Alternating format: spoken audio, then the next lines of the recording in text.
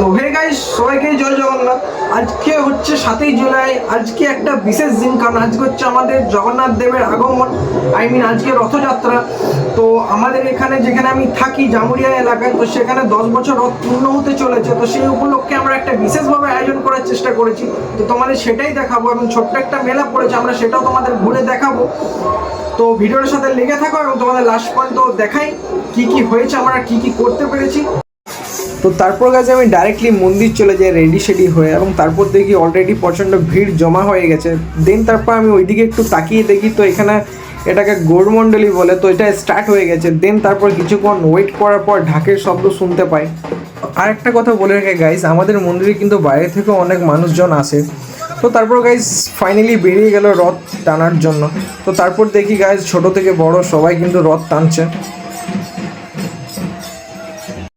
তো তারপর গাইজ আমি ঢাকের দলে ঢুকে পড়লাম। তো মা বলেছিল সাদা পাঞ্জাবি পর, কারণ শুভ দিন ছিল, তো সেই জন্য আমি সাদা পাঞ্জাবি পরেছিলাম। তো তারপর দেখতে পাচ্ছ যেই ঢাক বাজনা হচ্ছে, একটা আলাদা একটা অ্যাটমসফিয়ার যাকে বলে। তারপর দেখি গাইজ এখানে দিদিমা ঝাড়ু দিচ্ছে, কারণ মায়ের কাছে শুনলাম জগন্নাথ দেব যখন যায় তখন নাকি ঝাড়ু দিয়ে দিয়ে যেতে হয়। তো তারপর দেখি চিল্লার পার্টিগুলো রথ টানা শুরু করে দিয়েছে এক এক করে। তো তারপর গাইজ কিছুক্ষণ রথটা এখানে হোল্ড করা হলো, কারণ এখানে জল খাওয়ানো হচ্ছিল, মানে শরবত যাকে বলে। তো আমার যেটা যে প্রোগ্রামটা করেছিল, মানে যেই সমাজসেবাটা করছিল, এটা কিন্তু আমার বন্ধু ছিল, তার নাম বুবাই অধিকারী। তো যাই হোক, দেন তারপর আমরা আবার বেরিয়ে পড়লাম। এই যে মহিলাটাকে দেখতে পাচ্ছ, সেটা হচ্ছে আমার মা। তো তারপর গাইজ দেখতে দেখতে আমিও দেখলাম যে আমার কখন পালা আসবে রথ টানার, কারণ আমি কিন্তু ভিডিও করতার জন্যই ব্যস্ত ছিলাম, আমি কিন্তু টানতে একবারও পাইনি। তারপর এখানে কিছুক্ষণ হোল্ড করে বললো যে এখান থেকে ব্যাক করা হবে রথটা। দেন আগের বছর আমি বাইরে ছিলাম, তাই আমি রথে আগের বছর আসতে পারিনি। ততক্ষণ গাইজ রথটা ব্যাক করছিল, আমি ততক্ষণ কাকুর কাছে এলাম। তো আমি বললাম কাকু একটু ভালো করে বাজাও। তো কাকু আমার রিকোয়েস্টে একটু ভালো করে বাজালো।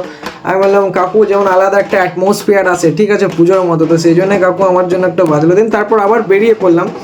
দেখতে পাচ্ছ গাইজ প্রচণ্ড ঘেমে গেছি, কারণ তখন আই থিঙ্ক 40 ডিগ্রি ছিল, 41 ডিগ্রি ছিল। তো যাই হোক গাইজ, তারপর এখানে কিন্তু চকলেট ছড়ানো হচ্ছে, দেখতে পাচ্ছ, বাচ্চাদের জন্য অবভিয়াসলি। আমি কিন্তু তারপর ডাইরেক্টলি দোকান চলে গেলাম। তারপর গাইজ দেখতে পাচ্ছ আমি কিন্তু চকলেট কিনে এলাম দেবার জন্য বাচ্চাদের। তো এটা ছিল কাঁচা আম ফ্লেভার। যাই হোক, তো তারপর দেখলাম বাচ্চারাও কিন্তু রথ করেছে। রথটা তোমরা প্লিজ কমেন্ট করে জানাও তাদের রথটা কিন্তু কেমন হয়েছে। তো তারপর ফাইনালি গাইজ আমিও রথ টানার সুযোগ পেয়ে যাই। তো তারপর দেখতে পাচ্ছ আমার কিন্তু পাগুলো পুড়ে যাচ্ছিলো, কারণ 41 ডিগ্রির মধ্যে এই খালি পায়ে চলা কিন্তু অসম্ভব ব্যাপার। তো যাই হোক, তো অবভিয়াসলি ভগবানের কৃপা বলেই করতে পেরে। তো তারপর কিছুক্ষণ আরেক জায়গায় হোল্ড করার পর তারপর আবার কিন্তু বেরিয়ে পড়লাম। তারপর খানিকক্ষণ আগে যাওয়ার পর কিন্তু আর একটা রথ দেখতে পেয়ে যায় বাচ্চাদের। তো তারাও কিন্তু ছোট্ট করে করার চেষ্টা করেছে। তো যাই হোক, তারপর আবার বেরিয়ে যায় বাড়ির উদ্দেশ্যে, মানে যেখানে মন্দির সেখানে আমরা আবার চলে যাই। তো মন্দিরটা কিন্তু আমার বাড়ির একদমই কাছে, মানে আমার বাড়ি থেকে বেরোলে আমার মন্দির। তো দেখতে পাচ্ছ আমাদের রথটা কেমন সাজানো হয়েছে, তোমরা অবশ্যই কমেন্ট করে কিন্তু জানিও, এবং রাধা গোবিন্দকে কেমন লাগছে তো তোমরা সেটাও অবশ্যই জানিও। তো হে গাইস, ফাইনালি বাড়ি চলে এলাম জগন্নাথ দেবের সাথে 3 ঘন্টা পথ অতিক্রম করার পর। তো এবার কিছু খেয়ে নিই, ফ্রেশ হয়নি, দিন তোমাদের সাথে আবার ব্লগটা কন্টিনিউ করছি। তারপর কিন্তু গাইজ আমি আবার বেরিয়ে পড়লাম। আমাদের এখানে ইসকন থেকে প্রভুরা এসেছিল প্রোগ্রাম করার জন্য। তো এখানে তারপর আমাদের মাইক আনা হয়েছিল, ডিজে আনা হয়েছিল বাজাবার জন্য।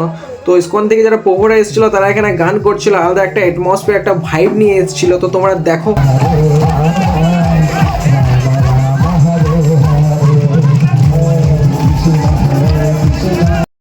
ইসকনের প্রভুরা যখনই আসে একটা ইউনিক জিনিস নিয়ে আসে তারা। তো যাই হোক, দেখতে পাচ্ছ এটা জানি না এটা কী বলে। দেন সবাই মেতে উঠেছিল এই গানে হরিনামে। তো গাইজ তোমরা কমেন্ট করে জানাও যে এরকম গানে কারা নাচতে ভালোবাসে, মানে এই হরিনামে কারা নাচতে ভালোবাসো।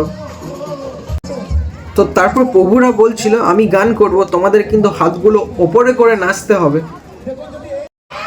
কিন্তু ভক্তবৃন্দরা প্রভুদের কথা শোনা হাতগুলো ওপরে করেই নাচতে থাকে। তো তারপর গাইজ তোমাদের একটা কথা বলে রাখি, এখানে যে গানগুলো লাগানো হচ্ছিল মানে ইনস্ট্রুমেন্টালগুলো, সেগুলো কিন্তু ভাইব এনে দেওয়ার মতো। তো তোমরা শোনো এবং আমার কমেন্ট করে জানাও এটা কি গানে ইনস্ট্রুমেন্টাল।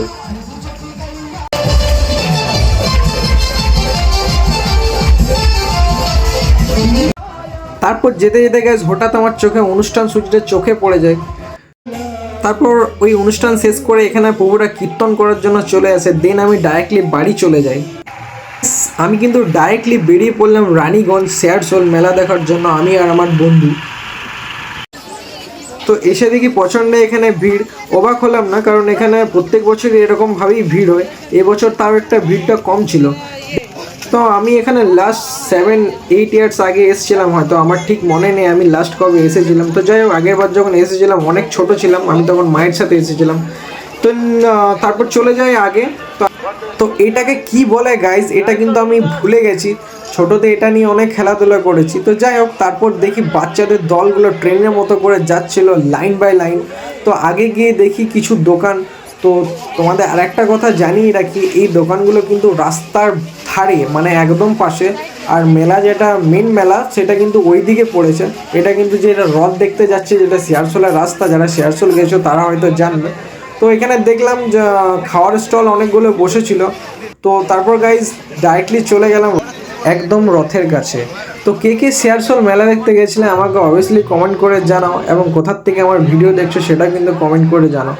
তো তারপর গাইজ ফাইনালি মেলা ঢুকে যায়। মেলা ঢুকে দেখে এরকম একটা বড় নাগরদোলনা। তো নাগরদোলনাতে কে কে চেপেছো আমাকে অবভিয়াসলি কমেন্ট করে জানাও। আমার কিন্তু প্রচণ্ড ভয় লাগে, তো দ্যাটস ওয়াই আমি চাপি না।